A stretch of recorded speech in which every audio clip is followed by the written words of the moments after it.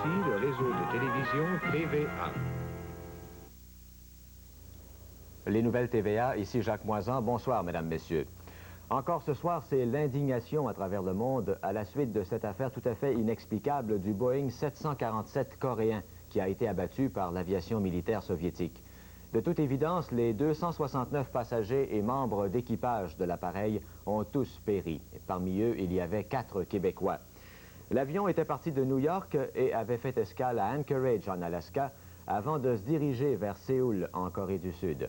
Et c'est à ce moment-là qu'il aurait dévié de sa route et survolé l'espace aérien soviétique, juste au-dessus de l'île de Sakhalin. Il y a sur cette île d'importantes installations militaires soviétiques.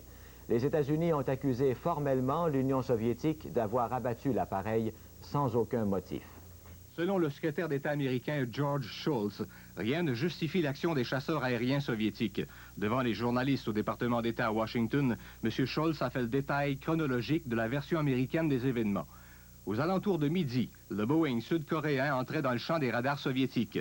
L'appareil pénétrait alors dans l'espace aérien d'Union soviétique au-dessus de la péninsule de Kamchatka, dans la mer d'Okhotsk et au-dessus des îles Sakhalin. Les chasseurs de l'armée de l'air soviétique ont suivi l'avion commercial pendant près de 2h30. À 14h12, un pilote soviétique était en contact visuel avec le Boeing sud-coréen. Le MiG-23 soviétique était en contact constant avec le contrôle au sol et rapportait à 14h21 que l'appareil coréen volait à 10 000 mètres d'altitude. À 14h26, le pilote soviétique rapporte à sa base qu'il a lancé un missile et a atteint sa cible. À 14h30, les radars signalent que l'appareil des Korean Airlines se trouve à 5 000 mètres d'altitude et à 14h38 qu'il a disparu des écrans de radar. Le secrétaire d'État américain révèle que les États-Unis sont assurés qu'au moins 8 chasseurs soviétiques ont participé aux manœuvres et que le pilote du MiG soviétique a fait un dernier rapport mentionnant qu'il avait lancé un missile et détruit sa cible. Mais la version soviétique diffère considérablement de celle des Américains. Dans un communiqué ce matin, un communiqué bref malgré l'importance de l'événement, l'agence officielle TASS indiquait qu'un avion non identifié avait violé l'espace aérien soviétique. Il avait poursuivi son vol en direction de la mer du Japon sans répondre aux avertissements des chasseurs soviétiques et qu'ensuite il était disparu des écrans de radar. Cette sobriété des explications soviétiques a contribué à susciter davantage de colère à Washington. Philippe Sauvagnargues est à Washington. L'affaire du Boeing sud-coréen a été accueillie avec indignation aux États-Unis. On a appris dans la soirée que Washington avait demandé une réunion urgente du Conseil de sécurité des Nations Unies à ce propos. Le président Ronald Reagan a dénoncé dans des termes très vifs la destruction du 747 par un avion de chasse soviétique et décidé de rentrer plus tôt que prévu à Washington. Il est actuellement en vacances dans son ranch californien. Il tiendra dès son retour samedi une réunion du Conseil national de sécurité américain pour examiner, selon ses propres termes, la façon dont les États-Unis peuvent se joindre au Japon et à la Corée du Sud pour exprimer effectivement le dégoût ressenti par l'ensemble du monde face à l'absolue barbarie de l'action commise par l'URSS en abattant un appareil civil non armé. Les États-Unis continuent à attendre des explications de Moscou et considèrent que celles données jusqu'à présent par le ministère des Affaires étrangères soviétique sont insuffisantes. De fait, les réactions américaines se sont faites plus virulentes du fait que Moscou refuse de reconnaître ce qui s'est passé selon Washington.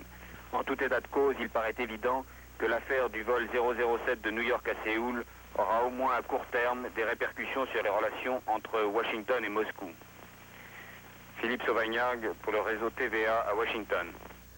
À Ottawa, le gouvernement canadien se dit absolument bouleversé par cette attaque incompréhensible des Soviétiques. Le Canada a demandé des explications à l'URSS qui a refusé d'aller plus loin que sa première version des faits. Toute la journée, le ministre d'État aux Relations extérieures, M. Jean-Luc Pépin, a cherché à connaître de la part des Soviétiques les raisons qui auraient pu pousser le pilote d'un MiG-23 à ouvrir le feu sur un avion civil sud-coréen.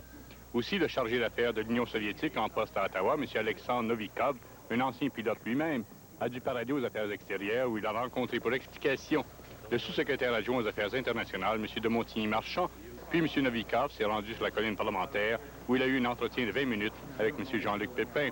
Le ministre a remis au chargé d'affaires une note officielle de protestation de la part des autorités canadiennes. Malheureusement, le représentant soviétique a été incapable de fournir des détails sur les causes de l'incident. Il m'a dit qu'il n'avait pas d'informations au sujet de l'événement en cause. Il m'a dit qu'il allait transmettre notre demande à son gouvernement et qu'il nous donnerait les explications aussitôt, aussi rapidement qu'il les obtiendrait. Il a seulement mis en question, il a seulement questionné, si vous voulez, l'allégation, le postulat de notre note, à savoir que l'avion avait été abattu. Il a fait le commentaire qu'il arrive à l'occasion que des avions tombent sans être abattus. Il va sans dire que l'ambassade soviétique ont respecté le mutisme le plus complet sur cette affaire et que même les journalistes soviétiques en poste à Ottawa n'ont pas couvert le va-et-vient diplomatique de leur chargé d'affaires. Le gouvernement canadien n'entend pas pour l'instant exercer des représailles économiques ou diplomatiques à l'endroit de l'Union soviétique. Selon M. Pépin, il faut mettre les choses en perspective. L'affaire du Boeing coréen n'a rien de comparable avec l'invasion de l'Afghanistan. Michel Guénard, à Ottawa. Le nombre de Canadiens qui se trouvaient à bord de l'appareil reste encore à déterminer. Il y en avait au moins 5 et peut-être le double. Parmi eux, 4 Québécois. Il a été possible d'identifier 2 des 4 Québécois qui auraient pris place à bord de l'appareil. François de Massy, âgé de 30 ans, dont on peut voir le domicile rue Champagneur à Outremont, figurait au nombre des passagers et se rendait en Chine pour y suivre pendant 1 an des cours de langue. François Robert, âgé de 27 ans, de la rue Joliette à Longueuil, faisait également partie du vol. Il était marié et père d'une petite fille âgée seulement de 4 mois. Il était technicien en télécommunications au CNCP et se rendait en Chine populaire pour y entreprendre un stage de perfectionnement en gymnastique chinoise. Enfin, 2 autres Québécois répondant au nom de Dorman et Macao auraient été dans l'avion au moment du décollage. Ce sont les seuls détails que nous avons pu obtenir jusqu'à présent. Voilà pour les présumées victimes. Par ailleurs, c'est la consternation, pour ne pas dire la panique ici à l'Organisation de l'aviation civile internationale, un organisme de l'ONU qui a son siège social mondial à Montréal.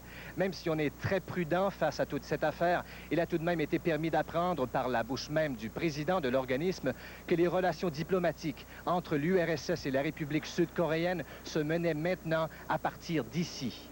Nous avons reçu, comme je viens de dire dans ma déclaration, des communications de la part du ministre des Affaires étrangères de la République de Corée pour nous demander des informations au sujet de l'avion Boeing de la compagnie coréenne.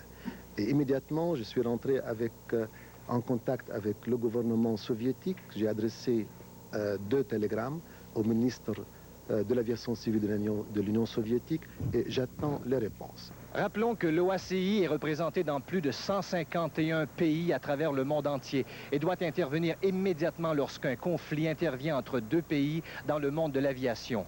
Il apparaît d'ores et déjà certain que les négociations qui sont menées ici à partir du 9e étage de l'OACI sont les plus ardues jamais tenues depuis fort longtemps.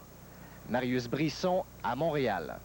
Et une autre réaction, cette fois celle de la CALPA, l'Association canadienne des pilotes de ligne, qui a demandé au gouvernement fédéral d'interdire l'atterrissage de tout appareil soviétique à Gander, à Terre-Neuve.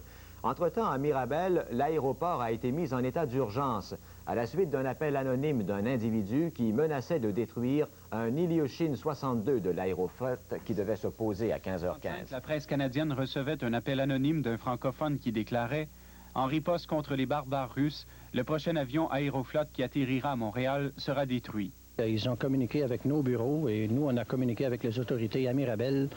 Et à ce moment-là, ils ont décidé d'établir immédiatement les mesures d'urgence en relation avec l'arrivée de l'appareil et la durée de son séjour ici. 5 corps policiers ont été impliqués dans les manœuvres. L'appareil est arrivé à 16h30 avec à son bord 170 passagers et 11 membres d'équipage, 1h20 plus tard que prévu. Plusieurs de ces passagers ont été insultés par d'autres voyageurs. Malgré tout, les activités de Mirabel n'ont pas été perturbées. Tous les vols sont partis aujourd'hui à l'heure. Ils sont arrivés à l'heure. L'appareil soviétique a finalement décollé vers 20h15.